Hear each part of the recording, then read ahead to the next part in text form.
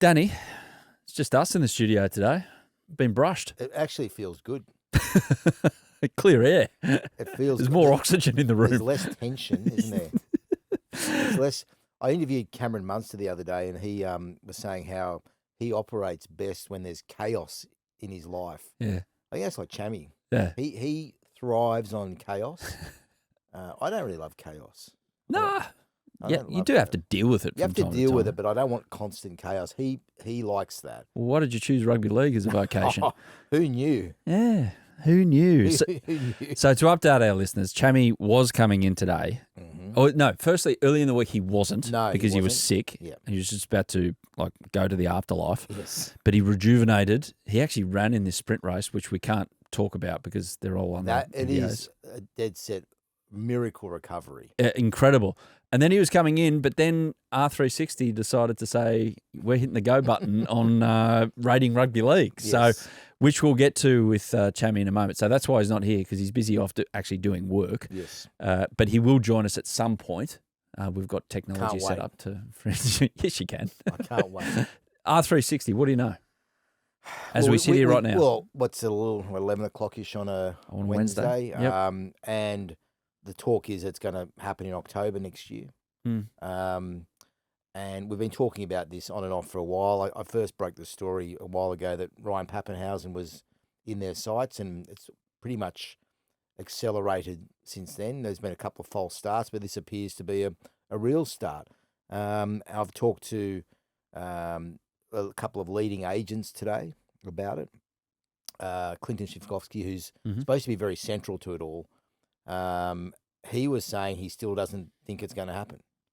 So again, that could all change in a hurry. But he should know a fair bit about it because a number of his players, the Ryan Papenhuysens, the Zach Lomaxes of the world, have been linked to it very strongly.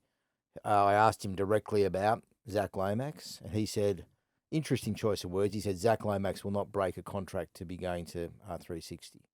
So whether that means Parramatta would have to release him, or not, which they may well do because they may see a reason to release him because they paid, $700,000, $750,000 or whatever it is for a winger. They may not want that on their books. I would want Zach Lomax at my club, but whether Parramatta are going to want that down the track, it's one of those time will tell situations. Look, it's not as if they've rated the top 5 players. This is not Super League reincarnate from the mid-90s where it was on like Donkey Kong. It looks like they're going to be selective about who they try and this is if it gets off the ground. I've still got this because I know a little bit about rugby union that the RFU who run the game in England, rugby union in England, will not bow to this easily. And if they realise that they're going to get done heavy on it, there'll be some sort of compromise because you can't, as we found out in Super League, you can't have 2 concurrent competitions going. It just doesn't ride. You know what? It's good for journos. It is. It's something for us to talk about, It's good for you today because Chammy's not here to take the oxygen out of the room. It's good for everyone. But it's good for journos. It's something we can discuss, and it's good for agents because the word on the street is that the agents are getting paid their commission up maybe 10% or maybe more separate to the player's contract. So there's an incentive for agents. That's paying for some school fees, isn't it? And that's big. It could be big money, right? Yeah. And look, there are about 10 players linked at the moment. Pappy and Lomax are the biggest names. Big Nelson's another one. And look, I don't think rugby league is their focus. I think It is this week, though, I reckon. Well, but it is not a coincidence that it's come out this week. Think so? Nah. Not with these players. Okay. Oh, look, the last time we were truly talking about it was in the build-up to an Origin game. Okay. Yeah, so maybe there's a bit of planning or like PR, value for them, which there obviously is because I'm sure that players will get. There's a grand final press conference tomorrow, where the captains and coaches and a couple other star players, maybe even including Pappy, will get put up for the media. And there's a fan day as well. So yeah, it'll get some traction that way. But I don't see why they necessarily need it. I mean, it starts October next year. They've got YouTube as their broadcast vehicle. Oh, really? That's what I've been told. Okay. And I've also been told that the money they're getting from that won't even cover the production costs for what they need to do. So Yeah. these are things I'm getting told. That's not, I wouldn't take it to the bank, but that's what the theory is. I talked to Peter V'landys this morning about it. Oh yeah, how was he? Well, his view is that it is a publicity grab a bit. They're not overly concerned by it. However, talking to Peter, he said that the clubs will want action against players who go. So if you want to go, but don't come back. Yeah. Now, whether that's possible or not, under players' rights and guidelines and restriction of trade and all that sort of thing, that will be another argument. That's why it's a good story for Journos, because we get all sorts of different angles out of it, and we've been talking about this for quite some time. It's supposed to now be happening, which again, Sivkovsky, when I spoke to him, he said he knew nothing of it. Yep. He said nothing had changed. There's no structure in place. There's no guidelines. There's no competition. There's no agreement. But he may be saying that to protect his players' interests. I don't know. But there's definitely incentive for agents to make it happen. Absolutely. So Chammy will join us perhaps later to fill us in a bit more. Perhaps. That's my rough take on what I can gather. Yeah. It all lines up really. Like just the timeline's no surprise for me. Is it Live Golf, right? Yeah. The players went there for big money. Yeah. I don't watch Live Golf. Nah, I mean, I'm a golf fan. You're a golf fan. I've got a golf hat on right now. Yeah. And to me, the concern, if I'm a player and there's money on offer, like if I was Cameron Smith, the golfer, at the time, generational wealth coming in, I'm taking it. I am taking that money, but it's his career's gone downhill since. He was, winning. I think it was around. Remember, he won the British Open, and they asked him at a press conference. They said, "Are you going to live?" And he didn't like the question. That was his peak as a golfer. Well, I look at a number of those guys. Like John Rahm was a factor in the Ryder Cup, but he's not the dominant player that he once was. Bryson DeChambeau is about the only one that's kind of elevated his profile and his game since going to Live Golf. Brooks Koepka has gone off a cliff. Cameron Smith's gone off a cliff. So these guys, they've got to make the choice of, it feels like it's more set yourself up for life, which you can't begrudge them off because they're putting their bodies on the line. If the money was ridiculous, you take it, don't you? I mean, I think so. Why not? Take the money. And I'm just saying, you take the money and you play in some competition that may be on YouTube or wherever it's going to be broadcast. I'm not getting up I'm awake at 3 a.m. I'm not going to be at 3 a.m. tuning into R360. Wouldn't have thought so. Look at a couple of, I looked at a couple of live golfs, but I'm not going to sit there watching that.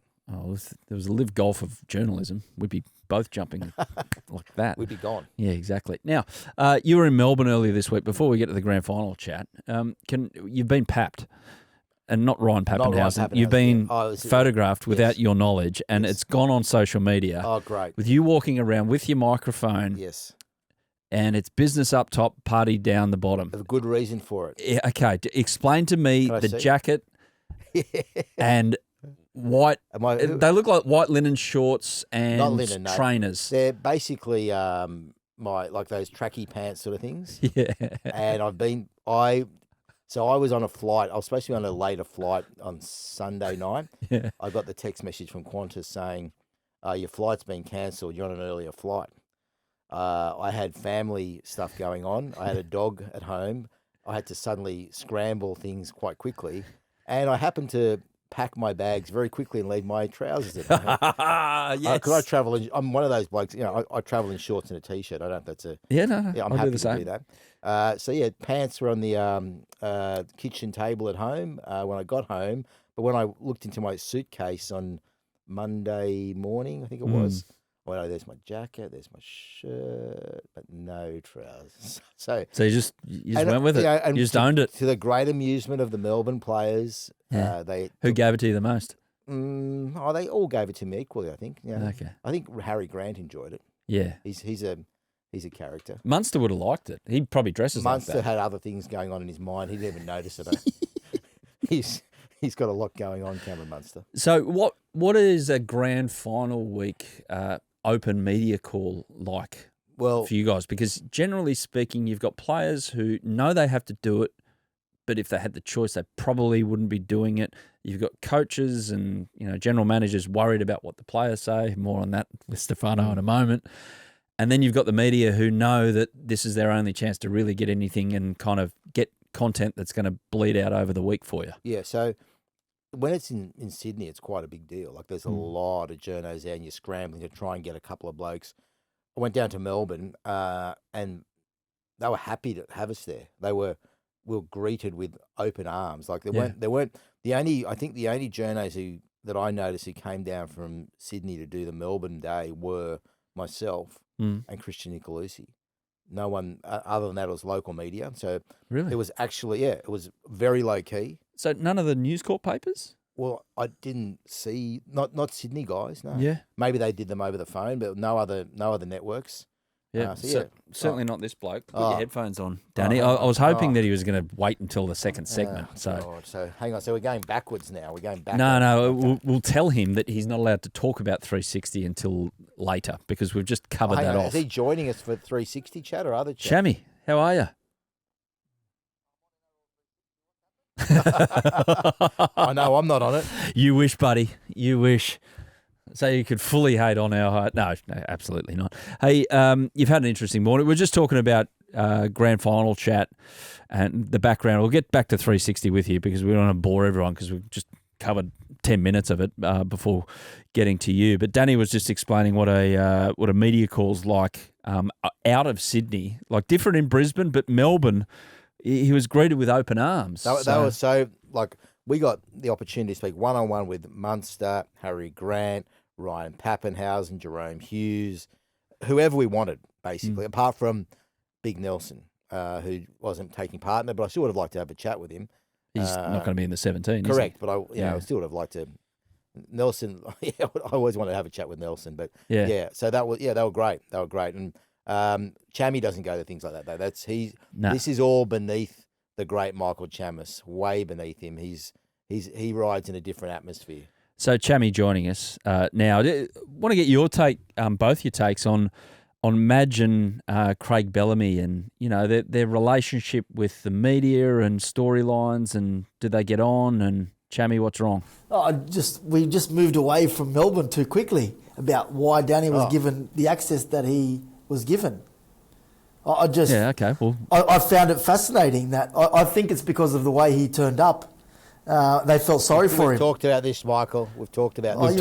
We've covered it off. You missed it. Oh, the shorts. sledge. We talked about shorts. What was doing? You can, as I've already explained to the people listening, if they're still listening, I left my pants in Sydney. Oh, okay, so the stitch up I planned, it was wasted. I've ruined the whole podcast. I'm out. It wasn't a look, Chammy. It wasn't a look. You were on social media. People were posting it. Did you see the post that I sent through last night? No, I didn't see it. I left. I just showed it to him. Anyway, enough of that. You missed your chance. Unlucky. You were working. Okay. Madge and Bellyache. Yes. With the way that I'm always interested in this. How coaches, and we've talked about it a lot. How Des, he used to engage when he wanted to engage, and all of that. These guys. Craig Bellamy, like he looks like a take it or leave it guy when it comes to the media. He doesn't have to deal with it down there. Whereas Michael Maguire, even in his press conference after the win against Penrith, he was referencing things that were quite obviously thrown against him at various stages of the year.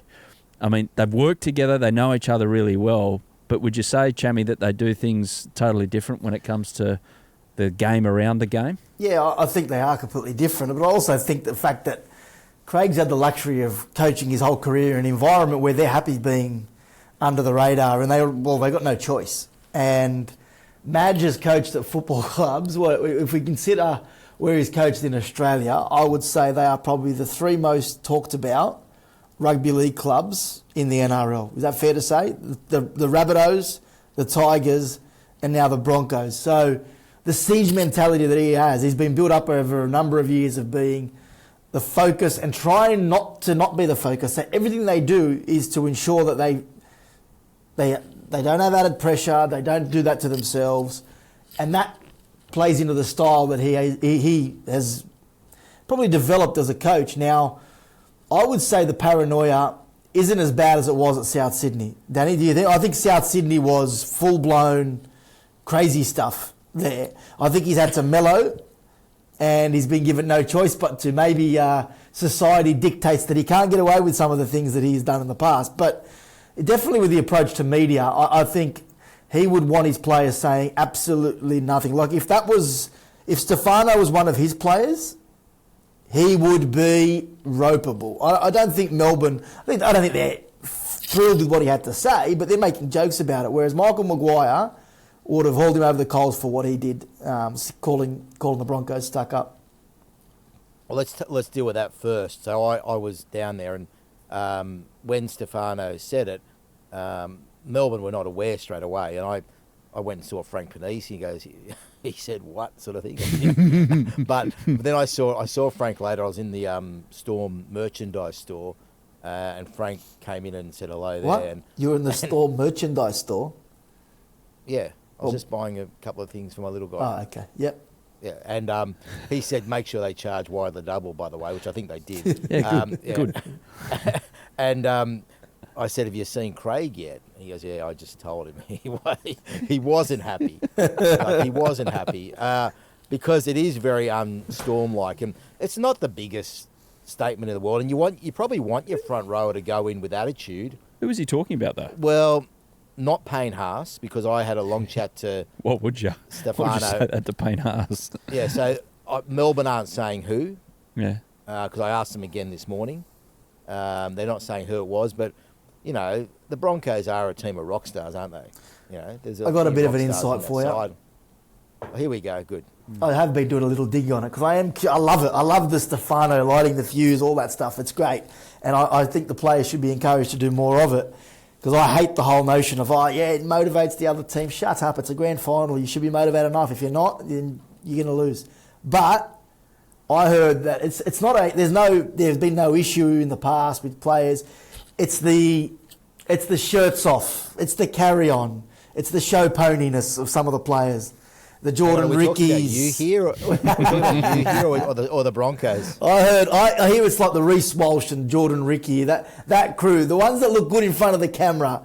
I think Stefano's the kind of guy who does his thing under the radar, and he does. It's not that he hates them. I don't know if stuck up was the right wording, but I think he doesn't like the flair and rock star nature of some of the players. And look, that's what I was just alluding to. The whole that's the Broncos' reputation. But didn't Madge move to stop the shirts? Yeah, off? he told them to put their shirts on. Shirts back on, boys. Yeah. Yeah. So, but look, Madge is his philosophy. He's old school. He's he's an old school guy. He doesn't cop any of that. And I think the Broncos have changed. I think you can't change Reece Walsh. He's missed Instagram followers and TikTok followers and YouTube, and he's a modern day superstar of the game. You're not going to change everything about him, but if you can change the way he plays a little bit on the field and play with that a bit more of that venom and consistency and grit, which I think he does show, then you can do the other stuff. Just don't let that dominate. And I think that's what Stefano's getting at. I reckon Melbourne will probably see themselves as a more workman-like team, and the blue collar side up against the rock star team, and that's part of the beauty of this game. I mean, it's not, for me, it's not the ideal grand final because it's not a Sydney team, but there are a lot of good contrasts and good storylines and good battles between those two clubs. Good bodies. Hey, Adam, yeah, like yourself, Chammy, like looking in a mirror. Adam Reynolds, so it's an obvious talking point. He's with Michael Maguire again, and then on the cusp of a premiership, which they won together at Souths. And I mean, Lewis Dodd has left Souths. It's another one that hasn't worked. Could this be a Peter Sterling leaves Parramatta type, 2 decades of number 7s type story for Souths? Because it's quite incredible that Adam Reynolds is still contributing, when fit, the way he is, to a very good football side. Well, I don't think this was in the future, the eyes of Souths when they let him go. Obviously not. And I think it would cause Souths to be cheering against the Broncos winning, because it's going to make certain people at that club look bad. he's already what 2 grand finals in the 4 years? It already doesn't look great. It doesn't look great. No. 2 grand finals in 4 years, and look, if he nails one, that moment that he nailed with that kick, was massive. And the little guy's still going, isn't he? He's still, those little legs are still moving. Like Chammy wrote him off as injury prone when he was being a South spokesperson. Oh, here we go. He's getting rid of bite. He's just I don't really forget, do in. I haven't forgotten Chammy. You haven't forgotten. This bloke. Adam's too injury prone to keep going. Said Michael Chammas. Reported Michael It's Chammas. unlike Danny to be inaccurate. What I did say is South Sydney felt that he was injury prone. I never said that he wasn't. Oh, okay. So sorry for doing my job and reporting to people who wanted to know why South Sydney weren't coming to the party with a multi-year deal. I provided them the information, and to be fair, I would say he's been nothing but injury prone. However, what he's given to the Broncos well, he has been injury prone, but he's been sensational for him. It's not like he's been injury free over the 3 or 4 years that he's been there. Come on, let's be realistic. No. But he's been a great signing. And South Sydney was sitting there regretting it. Perhaps my mentality with it has always been, if Adam really wanted to stay, he could have stayed. It wasn't like they were trying to kick him out of the club. They just were on the back of GI, on the back of Sam Burgess, and paying long-term deals to these guys. They felt like they just wanted to minimise the risk and give Adam a shorter-term deal. He could have finished his career at Souths. He chose to leave, and I think, to be honest with you, he made the right decision. It's been great for him, by the sounds of it, great for his family, 2 grand finals in 4 years, and a potential premiership to finish it all off. So, well done to Adam Reynolds. I'm happy. But you can't deny the fact that the injury concerns that they had were valid because he has had some injuries. But was it enough to not give him a multi-year deal? Maybe not. Souths to be death riding it too because Madge is there, and they punted Madge to the Broncos. So it's not a good grand final for the Rabbitohs. Who knows more about the Lewis Dodd exit? Well, it's just been coming for a while, hasn't it? Yeah. Simple as that. And I reported a while ago that he could end up in south of France playing rugby league. I don't know if that's progressed at all. I haven't chased it up. But that wasn't denied at the time. Chammy, I don't know if you've chased it up any further, but it appears that, the last calls I made on it were his best home would be in English Super League.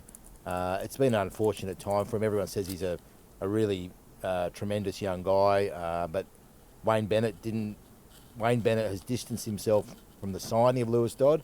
Well, he did on day one. He walked into the training thing, didn't he? And he basically said, "What's your name?" or something along those lines. So, who are you? And they put it on social media bizarrely. Like, why would you advertise that awkward exchange, especially when we know what we knew? Mate, they thought it was funny.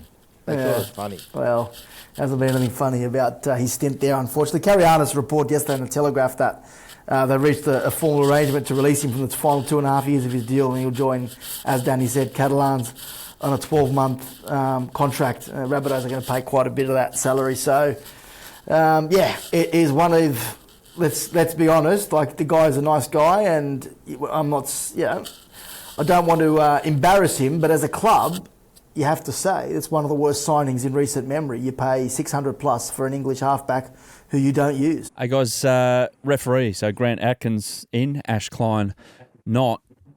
I've got concerns about how it's all evolved this year, especially with Ashley Klein. I actually feel sorry for the guy, like the actual person, because he's just become this punching bag for rugby league angst about his performances. And okay, he's like, you look at his refereeing performances and he's putting himself out there. He's like a player. You walk across the line, you put yourself out there, and he knows that as a referee.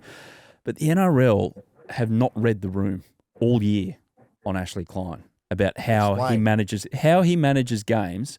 Obviously rubs a lot of people up the wrong way in and outside the rugby league bubble. And I'd say outside the bubble are the fans who don't really know what's going on. But you talk to a lot of players and they all shake their head that they just don't like the way he manages a game. So his interaction with players? Just the way he jumps on decisions and, blows a pen. Like perfect example, the prelim final. Are you saying he makes it about himself? He doesn't make it about himself. He's refereeing to a set of rules that he sees clearly and referees to the rules almost to the letter of the law, where other referees, like a Grant Atkins on the weekend, there was a set of 6 that Brisbane had coming out of their own yards where they could have had a penalty on the first tackle, on the second tackle, but eventually he said, I'm trying to let this game flow, I'll blow it on the third one, and he eventually did. That was managing a game, like just not blowing the pee out of the whistle in the first instance. Look, I haven't followed that as closely as you have, that narrative, but what was interesting was there's definitely been a push for Atkins in the media. I don't know why or where that's come from. And his errors or decisions have had less, I feel like they've had less scrutiny for whatever reason. I mean, the whole incident around Cleary, Liam Martin, Ezra Mam in that game, in what world wasn't Liam Martin Cindy? Yeah, but that's another example of that hasn't been, let him play. Yeah, but that hasn't been the way all year, and wouldn't have been under and it Klein. hasn't been criticised. I know, It's almost been praised. Yeah, it's dangerous. But Chammy, I don't know what goes on inside the walls of the NRL when it comes to refereeing, coaching, and all of that. I just think this whole thing, that the whole narrative could be avoided, because I'm really touchy about it, because I see this then sets a standard at a lower level, kids level, everything like that, about this is what we think of rugby. This is our default setting of how we think a game should be refereed and what we think of referees. Managed. Yeah. And the NRL have got to be better at this, I reckon, about managing a narrative like it. Yeah, I guess, but you're not going to be able to get everyone refereeing the same way. It's just, and this whole notion, we've got to referee it so that the younger guys can play to a similar. Well, it's not. Go watch junior rugby league. It's not the same game. You know, I got a kid in under sevens. Like, it's not even close to what NRL is going to be or should be. And they've changed the rules so much over the years, so that's irrelevant. At the end of the day, Ashley Klein's got a certain style. Grant Atkins had a certain style. If there is a howler that Grant Atkins missed, if there was something that because he was letting the game flow that he missed, he would have been crucified for. I love the way Grant Atkins referees. I think it's the right appointment for the grand final. But Ashley Klein's been a great ref for a long time. He has his certain style, and in the past, it's been effective. But I also hope that if Grant Atkins, by letting the game flow, we're not there up in arms when something goes wrong, where we turn around and say, "Hang on a second, you should have pulled that back." Or and that is the risk that the referees know when they decide to put the whistle in the pocket. They run the risk of letting something significant go that they shouldn't have. So hopefully that doesn't happen in this situation. I thought, sort of getting off track a little bit, I thought it was a harsh call. I don't know whose call it was, but I thought the Casey McLean offside from that intercept, it was a massive game turner, and that would happen every single set. That was the touch judge. I thought, why that moment? It was the touch judge. Yeah. And Chammy, do you think, and Adam, do you think that the way that Atkins is perceived as a ref who's going to try and let things flow, does that play towards Melbourne's advantage in any way because of their dominance around the ruck, and that's the cornerstone obviously to every team, but they're the best at it or have been for a long time, whereas Brisbane haven't traditionally been as dominant in that area. Do you think that helps Melbourne? Oh, I think Brisbane want a free flowing game more, and they want fatigue to come into it, but ruck speed will be a talking point out of the back end of the game. Yep. And if it doesn't go Brisbane's way, you can make sure that Michael Maguire is going to mention it in his press conference after the game. I can see it. Wait and see. There's pressure. There's pressure on that area of the game. Absolutely. Quick break on the Journos show. Back in a sec. More about the grand final. PVL been talking. Who's going to sing before the game? Maybe Chammy will put his hand up. Hey guys, Teddy Swims. He's the big ticket item for the NRL grand final. And this blends into a chat I want to get into about AFL grand final hype in Melbourne as opposed to NRL grand final hype in Sydney. So, firstly, Teddy, is he going to sing? Because he had to walk off stage. Well, he's not going on the kangaroo tour. No. Not him, dickhead. We'll get to him. Apparently, he's going to sing. He's a real vocalist, as PVL said in the signing of him a couple of months ago. So he's not like a guy who just speaks words, that was PVL's knock at Snoop. Snoop was good. He's all right. Oh, come on. He was better than... Mate, PVL might eat his words. If Teddy Swims is unavailable, we might have to ring Snoop and say, brother, you want to come and do our concert too? Have you got connections there, Chammy? He'll be telling PVL to go and get stuffed. Because he's not a vocalist, Chammy. He was good. Correct. He was widely praised. Snoop Poodle, whatever he called He was him. widely praised for what he did. It was actually really good. I enjoyed it. That was all right. Yeah, like didn't make my day. Oh, come on, mate. I was there for the game. I get why they, though, signed I was these there players. for the entertainment. Oh, yeah, okay. Fair enough. But what about the notion that the AFL, and they have all these sponsors functions, they big up their grand final, it feels like a big event, they have, Snoop doing media all through the week. NRL were just like, even today, talking more about a rugby union raid than the actual game, and like there's not that festival feeling, and I know Sydney geographically is a bit harder to do that, but the NRL getting this right in the build-up to a big game on multiple fronts. Okay, in fairness, like I'm the first person to have a crack at the NRL. In fairness to them, though, they are trying things. I mean, they had a power breakfast where they unveiled the rings. They've got the fan festival in the city tomorrow, where the teams are going to be there. There's the players are going to do a heap of media. Then there's going to be captains' press conference, players' press conference. They're going to do a show on Thursday night. Like, I'm not going to call it the footy show, but the Channel 9 are doing a show where they've got the captains and coaches are going to be on. So it's a lot of commitment media-wise. And, I think, look, would it be better if they got Teddy Swims earlier in the... I don't know when he's arriving. But, I think they're trying their best. But look, the AFL have a public holiday before the game. It's more of a religion down there than rugby league is here. We've got to just face that fact. Simple as that. Jamie? They got no lives. They got no lives in Melbourne, so that's all they. That's all they've got. AFL. No, I'm sorry for our Melbourne listeners. No, you you're do not. have lives if you're a No, Storm you're fan. No, I'm not actually. Well, we're just born to hate Melbourners because they just think that they're so important, they're better than everyone. So I should stop because I've already just offended half our listeners. Stefano. That's okay. I love Sorry, Melbourne. Stefano. Good place. Nah, I'm only mucking around. I see what you mean, but I think that the NRL are doing a good job of, at the moment, of adding all these elements to like we had the drone show at the Opera House on Monday night. There's a whole heap of things that they'd like to do with the team. So it's probably easier when they're all in Sydney the whole week, but they'll be coming down Dally M night, some of the players. I actually think the NRL is doing a good job in that. If you look at the way they, the Vegas situation, Magic Round, I think the NRL actually is in, for a long time followed the AFL. Now I think it's the other way around with these things. The NRL are the benchmarks. They're the benchmark setters, and the AFL are following some of these things. The NRL is never going to catch the AFL when it comes to crowd numbers and the way it just brings people to the ground. NRL won't be there. The Sydney Siders are different. It's a different culture. It's like that in any sport. Well, in Sydney, you compare it. In Sydney, we're not getting 7,000 to training sessions and things like that, like it happens in Melbourne. No. It could happen in Brisbane. Yeah. But in Melbourne, they haven't got. In Melbourne, they don't have nice beaches to go and enjoy their days in. They don't really have much going on. Like they've got like coffee shops, good on them, but like they got to do something after the coffee. Well, we don't have coffee shops in Sydney, Chammy. Yeah. Yeah, but we do. Then we got other things. Then we got Wet and Wild. Yeah, they don't have Wet and Wild. We got El Jana. Do they have El Jana yet? I'll just get myself in trouble because I live near the beach and I won't want to say anything about Chammy going to Wet and Wild in his footy shorts. Just regards to the daytime grand final.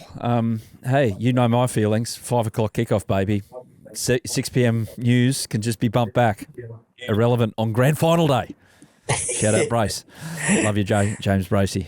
Good luck with your coverage. But it feels like there's a movement on to shift this. Without having any knowledge on it, what they're thinking at the NRL, like any inside knowledge, the fact that they've put a few Sunday games forward, for the semis, Sunday after, it's got people talking, hasn't it? How'd it rate on Sunday? I think I haven't Through looked the at roof? I'd imagine it would have rated really well, but I haven't seen it.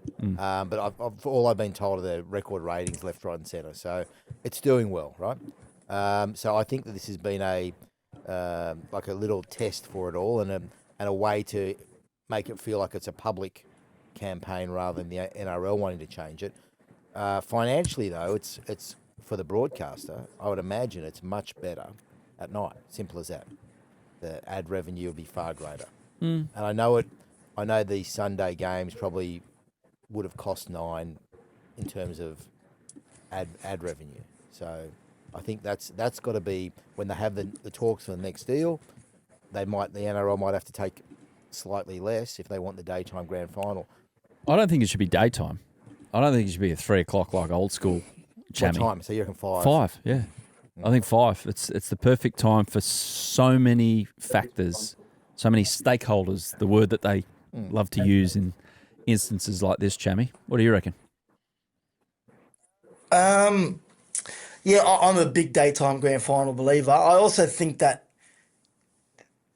maybe there needs to be I said on the podcast a few months ago, I'd like to, if we can't get there every week, I'd like to think that we could get there once every 5 years. So in this negotiation with the broadcasters, we sit down and we turn the daytime grand final into something to look forward to. We're going to highlight, let's say, okay, the next deal goes from 28 to 32. In 2030, that is a daytime, 4 o'clock, whatever time you said, grand final. And we know that's the one. We're going to look forward to it, and we build it up. It becomes like, I guess, when you go back to St Andrews for the Open every 5 years. Like, that's going to happen. That's the big event. At the very minimum, I'd like to see that. If the NRL can't go to back to a daytime grand final full time, I get it. But have a little bit of... But 5 o'clock is daytime still because have a little bit of thought for the fans in this situation. What is it? The clocks change on Sunday. So... Well, not in Queensland because the cows don't believe in daylight saving up there. But don't go there. Oh, it's true. Don't they don't want to confuse the cows in North Queensland. Anyway, but the clock's so it is it is an afternoon kickoff, 5 p.m. It's light until 7 o'clock until the trophy's handed out. Well, I've been to. Yeah, whatever time it is. But the other thing is going to be the NRLW, Adam and Danny. Like, that's the NRL at the moment. They want to have this showpiece event with 3 games, which you can do at your time. If people wanted it at 2 o'clock or 3 o'clock, well, it's going to be hard. And then there comes the argument, has the NRLW grown enough over the last few years to have its own showpiece event? Does it need to be the undercard to the NRL grand final? Then the argument, I guess, tonight, which we got the Dally M medal tonight, is does the women's awards deserve its own awards night? I personally believe that it's become, having been there for a number of years, over the last 15 years, it's become there's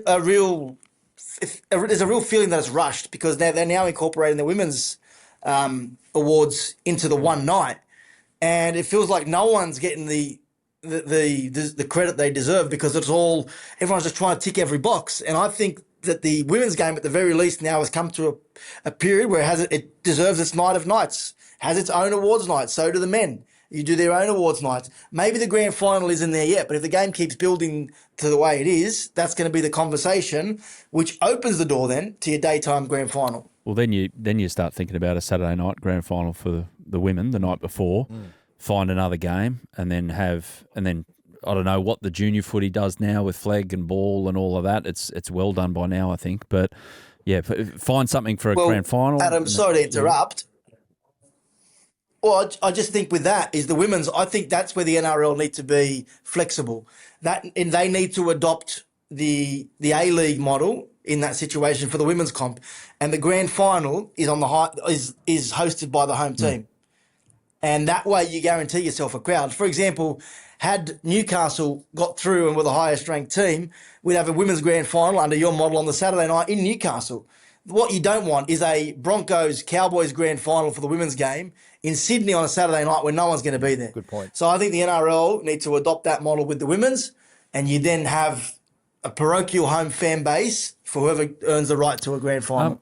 Is PVL annoyed, by the way, about too much promotion of the AFL grand final? I saw that, yeah. Look, I think I raised on this podcast a while ago that Peter V'landys has got an obsession with Today's Show. Yeah, I know. He's up early, obviously, PVL. Remember we did the captain's finals launch at 7 a.m. or whenever it was? Yeah. It's so it would make breakfast TV. Okay. he has now been critical of, well, he says it's the clubs have been critical of Nine for too much AFL. And look, there was a lot of AFL on Today's Show on Saturday. Guess what was happening on Saturday? AFL Grand Final. To me, Like half the country is obsessed by this sport. Of course they're going to cover it. Otherwise they're going to have no viewers in that. If they're going to ignore it and just hand it up to Channel 7. you would think From that a TV point of view. Today's Show had a look. Nine are a partner, obviously, of the NRL, but there is an obligation for Nine to be covering the news of the day and the news of the Saturday, as much as you want to, any way you want to spin it. And I'm not an AFL fan. Was the AFL Grand Final, so I can understand why there was heavy coverage then, and the fact that. But Volandis has been on his high horse about Today's Show for quite some time. I have never seen as much rugby league on Today's Show as I'm seeing now. There are a lot of interviews with players, good interviews. The main sports presenter on Today's Show is Danica Mason, who is, look, she's an NRL person, right? She's not an AFL related person. So there are a lot of things that are being done to. She's also a Facebook person. What? What are you talking about? She's all on my Facebook. It's just your algorithm. Mate, That's your problem. You've got a sick obsession with Danica Mason. She asked me to keep mentioning her. I don't think Danica needs this podcast to promote her profile. It's already through the roof. Mate, you suck up to too much. You suck up to people too much. Why do you have to suck up to her? She doesn't need this podcast. Why are you degrading us? I'm not degrading us. I just don't think you need your obsession. You are. She doesn't need this podcast. So we're beneath her. You need to see somebody. You need help. Yeah, you've got issues. Your algorithms, your Facebook. Significant issues. I have concerns about you, Michael Chammas, on a lot of levels. Oh. Says the bloke who rocked up to a media conference in his shorts, sneakers and a blazer. Moron. No, forgetful, old. Oh, well, just on the Today Show with Rugby League, Yeah, well, I want to see Richard Wilkins interview the grand final referee or something like that. That's when you know Rugby League has fully infiltrated the Today Show. Absolutely. James Tedesco skipping the Ashes. This is Matt Rogers on SEN. I'm frustrated. I don't know whether I'm angry. I'm getting angrier because the Australian jersey is being treated like an absolute piece of crap. It's been treated like a doormat. None of this like toing and froing, going back and forward based on the fact that like it's making the Australian jersey like it's becoming a joke. And mate, that meant everything to me. And I know if you got an opportunity to play for Australia and your best mate's getting married, what are you doing? Australian jersey. You're going to play and you say, I'll send you a telegram. Like it means, I don't know, I'm just happy to take the 30 grand at Origin. I'm just filthy about it.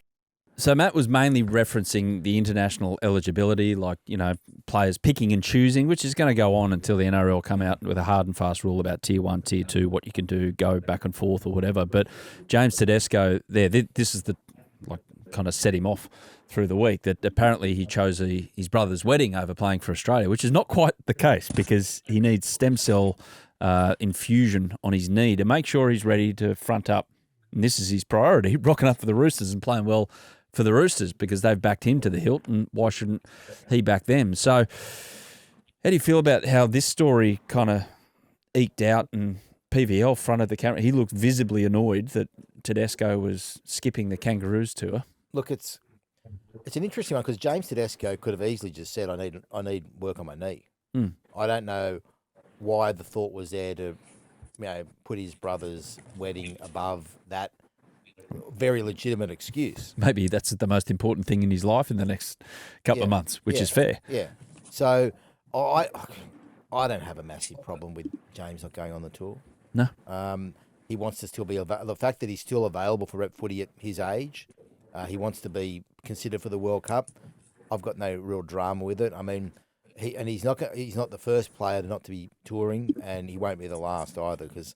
The problem with this upcoming tour is it's the end of a very long season. The clubs pay the wages of the players. It's always been the case. There'd be some, like we saw Stephen Crichton just pull out as well. He's got an injury that he hasn't healed from that. Was it the Nico Hines tackle? Or no, it wasn't Nico Hines. It was when he fell awkwardly. So he's got that injury as well. So players are going to pull out of these end of season tours. It's always been the case. I understand Matt Rogers has got the absolute entitled. He's got that opinion. He's entitled to it because his father was a great for Australia. He played for Australia, dual international. I fully back his view, like his right to have that view, but I'm not as passionate about it as James pulling out as he is. Chammy? Yeah, I don't know. Was it James Tedesco who said that he wasn't playing because of his brother, or was it PVL who volunteered that? I wasn't following it closely. Were you there? How did it come out? I wasn't there, but I got a tip off that, and I tweeted it. It was to do with a wedding. That was the information I was given straight up. Nothing to do with the knee. No, well, maybe Teddy or the Roosters didn't want it known out there that that he was, going into have some sort of injections over the off season, and I don't know. Maybe you know what clubs are like with medical information. Perhaps they would rather people just think that he was out. I don't know what's the right. I actually haven't made calls. I don't know what's right and wrong, but there's some good information that he does need some stem cell injections. So, yeah, I don't know. Do you know what I thought personally? I thought that he obviously had to have the stem cell injections. He also was probably at his brother's wedding, and it looked as though to me Reece Walsh was probably catapulted himself into that number one position. Like he was going to be their first choice fullback.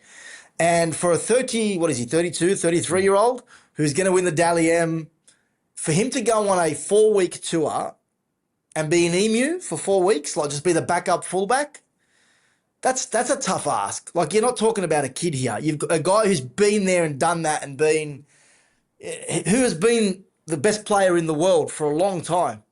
To go and ask him to sit there and carry the waters and be the emu and take the guys out on a London pub crawl, I don't think it's fair. So, yeah. I don't know if that's right. To me, that's what it looked like. And they're not paid the fee. What they're getting to go is $13,000 for the tour. So it's if they want to bring family over there as well, it's not a financial thing for these players. Chammy, you got to go, do you? I'm getting kicked. I've got in a meeting room, and the lady's outside the meeting room. She might have it booked. I don't book rooms. I'm getting kicked out. Okay, so we didn't even talk about 360, but we'll read about it. Okay, well done. No, well we can. See you later, guys. What a waste that was. Yeah, I know.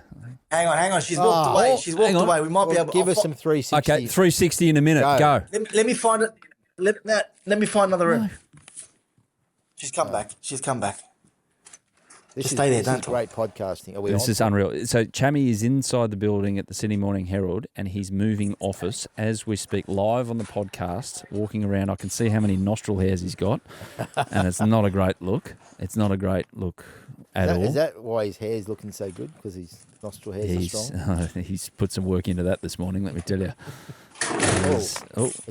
New room, guys. New room. New room. Okay, hit me. Okay, I'm back. Quickly, 360. Tell us what will evolve over the coming days.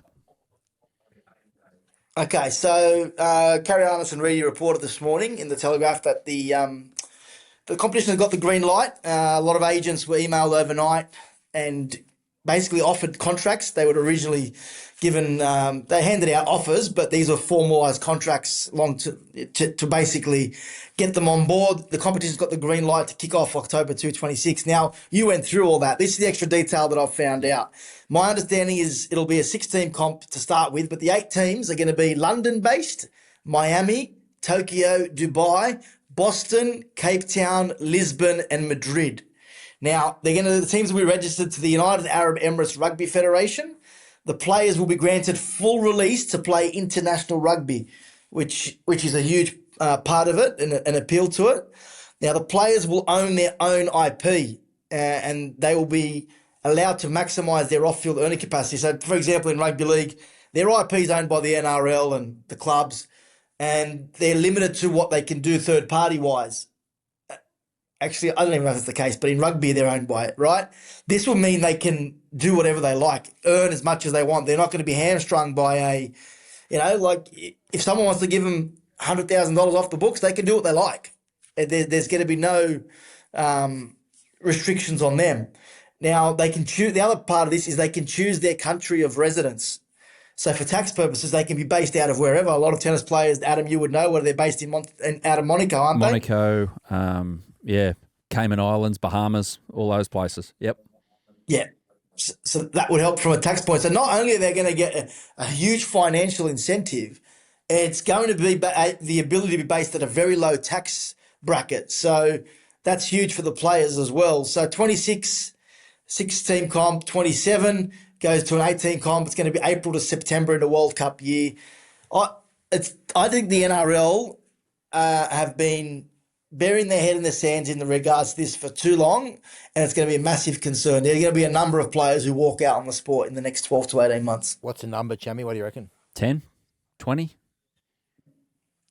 I'm not saying 10 top liners, but I reckon we'll get to 10 to 15 players, in the next 12 months for sure. The issue for me will be for rugby league, if a Katoa, a Cleary, even an Ethan Strange, a Reece Walsh, one of those go. Yeah. Like one of a top liner now or a soon to be top liner, a Payne Haas, perhaps. Well, Roger's gone, right? He's not there anymore at that line.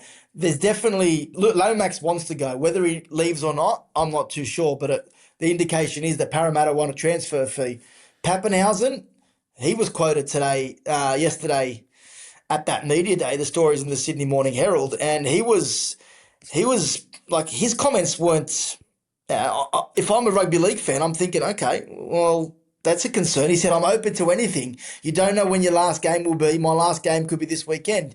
You need to keep that perspective on things. For what I've had to go through, I know how close it is to something being at the end.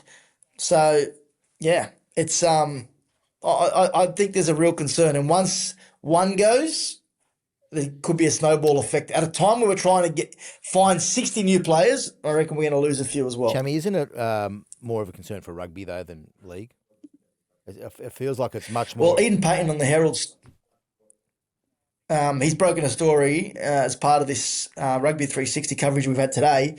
He's saying that Rugby Australia are going to blacklist any players from Wallabies selection if they play for Rugby 360. They won't pick them from Rugby 360. So let's say, for example, Mark Nawanga-Nitawase goes and finds a Rugby 360 contract. He will not be playing for the Wallabies at the World Cup. You missed... And that's a brave move. Because it could be disastrous for the Wallabies if these guys all turn around and say, you know what, I've got $1 million on the table. I'm going, yeah. We've already played for Australia. We're just going to go. If that's the path they go down, it could go one of two ways. It could be absolutely catastrophic for the Wallabies. I spoke to PVL, which you were not available to hear this earlier, but he said that the clubs want any player that goes to R360 to be told they can't come back. There you go. No, they want players who break contracts. That's what PVL said to me. They want players who break contracts to play R360, to be blacklisted. R360 yes, said they're not going to get players to break contracts. Well, they're not going to pay them to do it. No. So, but I don't agree with that. If a player's off contract, they can do what they like. Yeah. Chammy, we'll leave it there. Enjoy your grand final week, mate. Make sure you don't go and lose control of yourself. I don't know. Go and pour some alcohol down a poker machine. Look after this hamstring, guys, after that race. Yeah, the race that we can't talk about. Another Charlie White production. Yeah, exactly. Charlie did call the Tuesday pod the Journos pod as well, by the way. I don't. Yeah, no, he's trying to angle in. Yeah. Angle in. Okay. We'll remember that. Anyway, Chammy, thanks, mate. Danny, thank you. Enjoy your grand final. Peace out.